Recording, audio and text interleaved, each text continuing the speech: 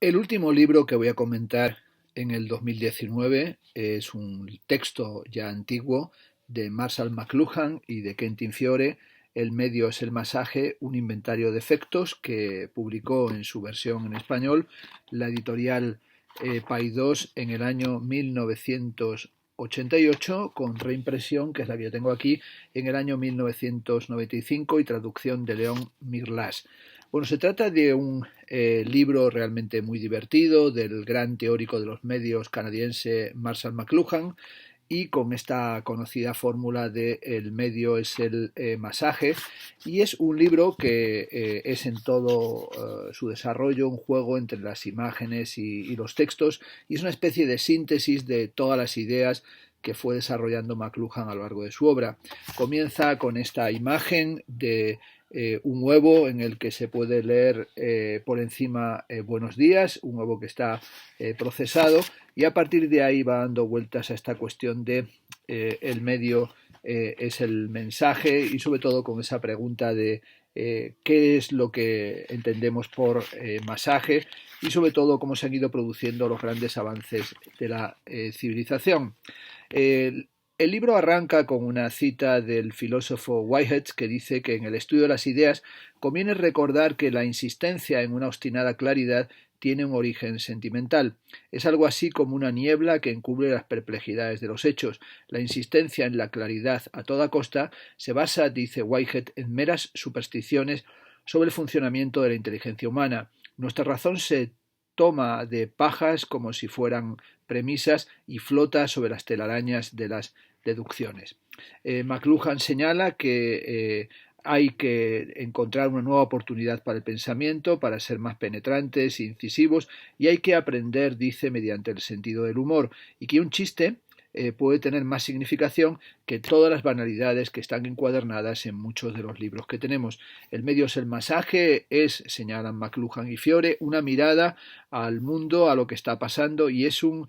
choquedoscopio, dice, de situaciones multifacéticas que se entretejen, y es, como aquí se apunta, la huella dactilar o una huella de lo que está pasando en nuestra época. Un fragmento del comienzo habla de la familia y cómo el círculo de la familia se ha ensanchado y cómo el consorcio mundial de la información engendrado por los medios electrónicos, el cine, el Tesla, el vuelo, excede con mucho toda la influencia que ahora podían ejercer mamá y papá, y el carácter ya no es moldeado solamente por un par de fervorosos expertos chapuceros, sino que ahora todo el mundo es sabio. Le interesa mucho a McLuhan cómo se está produciendo el cambio en la educación y cómo aparece el niño como un invento del siglo XVII, que toma una gran importancia evidentemente en el siglo XX, pero también cuál es el puesto que tenemos hoy en las relaciones de producción, cómo la oficina está ya articulada en torno a la computadora, pero también cuáles son las formas del gobierno o los modos del gobierno actual. Señala McLuhan que está surgiendo una nueva forma de política con modos de operar que aún no han sido advertidos, y el living room se ha convertido en un cuarto oscuro electoral, y la participación a través de la televisión va a ser fundamental. Eso va a ser sin duda decisivo, pero también qué tipo de relaciones vamos a tener con los otros, y sobre todo ahí establece en esta página en la confrontación entre el dedo gordo del pie, recordando la famosa fotografía de Boifard sobre la que escribió Georges Bataille, que hoy todos los medios nos vapulean minuciosamente, son tan penetrantes en sus consecuencias personales, políticas, económicas, estéticas, psicológicas, morales, éticas y sociales, que no dejan parte alguna de nuestra persona intacta, inalterada, sin modificar. El medio, dice ahí, es el masaje. Ninguna comprensión de un cambio social y cultural es posible cuando no se conoce la manera en la que los medios funcionan de ambientes. El pie es el anticipo, viene a decir ahí, de la rueda, o mejor, la rueda es la prolongación del pie. El libro es una prolongación del ojo, la ropa es una prolongación de la piel, y el circuito eléctrico es una prolongación del sistema nervioso. Estamos sin duda en este nuevo ambiente en el que lo decisivo son esos cambios tecnológicos que se han producido, desde la imprenta y cómo ha ido cambiando aquel mundo del punto de vista perspectivo del Renacimiento, con todas las nuevas tecnologías y sobre todo con la emergencia de la televisión. Se ha modificado incluso el sistema de la reclusión y la idea de detención en un recinto cerrado, las acciones punitivas o correctivas han ido transformándose en una reflexión que en cierto sentido está bastante cerca de ciertas consideraciones Foucaultianas, por ejemplo las que establece en Vigilar y castigar. La reflexión de McLuhan es evidentemente en todo momento una reflexión sobre qué tipo de ambiente, qué tipo de entorno, qué tipo de visualidad, qué tipo de concepción política o qué tipo de articulación de la sociedad tenemos y cómo las tecnologías desde el ferrocarril hasta la televisión han ido transformando el mundo en el que habitamos y cómo han ido transformando la propia ciudad, a la que llama hoy una megalópolis de la información. Lo que reste de la configuración, dice, de lo que fueron ciudades, se parecerá mucho a las ferias mundiales. Serán sitios donde se podrá exhibir la nueva tecnología, no lugares de trabajo o de residencia. Serán conservados a manera de museos como monumentos vivientes de la era del ferrocarril. Si tuviéramos, dice, que desembarazarnos ahora de las ciudades, las sociedades del futuro las reconstruirían como si fueran otras tantas Williamsburg. Cuando la información se trenza con la información, aparecen los nuevos modos de lo estelar, las nuevas formas de comprensión del mundo, las nuevas construcciones de ambientes. Esos ambientes en los que hay que actuar de forma crítica, y también señala cómo ese actuar de forma crítica ya lleva a que hoy el poeta, el pintor, tenga un carácter en cierta medida antisocial. Cuando hace estas reflexiones sobre la condición antisocial del artista, lo pone en relación, en confrontación con este dibujo y con el cuento de El rey desnudo, y así dice que esta necesidad de delimitar, de enfrentar al ambiente con cierto poder antisocial, resulta evidente en el famoso relato sobre la nueva vestidura del rey. Los cortesanos, bien adaptados con sus intereses creativos, vieron al emperador magníficamente engalanado. El negro caballerizo antisocial, no habituado al viejo ambiente, vio con claridad que el rey iba desnudo y el nuevo ambiente era claramente visible para él. Esta dimensión digamos, de darnos cuenta de cuáles son los ambientes contemporáneos y sobre todo cuáles son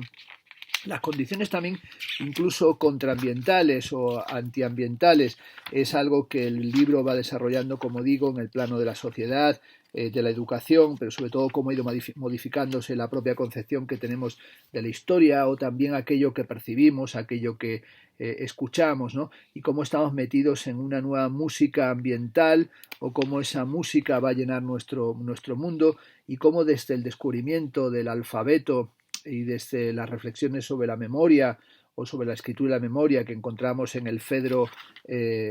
platónico, va a ir apareciendo una mutación de nuestra forma de comprender el mundo que tiene que ver con lo que vemos, con lo que oímos, con lo que comprendemos, con la información que fluye hacia nosotros. Dedica una página a lo que llama la alegría y la revolución, en la que saca a relucir aquí a John Cage y una cita que dice: uno debe ser imparcial, aceptar que un sonido es un sonido y un hombre es un hombre, dejar de ilusionarse con las ideas de orden, las expresiones del sentimiento y el resto de nuestro bla bla bla estético heredado. El más elevado, sigue la cita de Cage, de los propósitos es no tener ningún propósito. Esto nos pone en armonía con la naturaleza, con su modo de operar. Cada cual está en el mejor asiento, todo lo que hacemos es música. Bueno, esta dimensión de estar metidos dentro de una nueva forma de la escucha y una nueva forma de la construcción del sonido es algo que también le lleva a reivindicar los mensajes simultáneos o la escritura de lo simultáneo en James Joyce y particularmente la fascinación que McLuhan tenía con Finnegans Wake, ¿no? Esa necesidad de comprender los nuevos procesos de pensamiento y los nuevos procesos continuos de escritura en un momento en el que el arte con mayúsculas es un arte marcado por el pop, pero también es un arte marcado por el nuevo realismo. Aquí tenemos la famosa obra de Niki de Sant Phalle, ¿verdad? El público introduciéndose a través de la vagina de esa gran figura, pero sobre todo esa necesidad de pensar cuál será el modo estético del presente. Así nos dice lo siguiente: los balineses dicen, no tenemos arte, lo hacemos todo lo mejor que hacemos. El conservador de museo dice, ni muerto me verían con una obra de arte viviente. Y Coomaraswamy dice, nos orgullecemos de nuestros museos donde exhibimos un tipo de vida que hemos hecho imposible. Dice con esos juegos, ¿no? A unos les gusta caliente, a otros les gusta fría, y sobre todo esa relación entre medios calientes y medios fríos, pero sobre todo esa sensación de por dónde vamos a comprender nuestro mundo, un mundo de rumores, un mundo que ya no es un mundo newtoniano, sino que es un mundo que tenemos que aprender a surfear. Así aparece también esa imagen del ejecutivo o del sujeto vestido con traje de ejecutivo surfeando las olas del presente, con esta referencia que dice, debo de haber estado delirando porque hasta traté de divertirme calculando las velocidades relativas de sus diversos niveles con respecto a la espuma que había debajo. Divertido gracias a la toma de distancia racional sobre su situación, el marino de Poe, en el cuento El descenso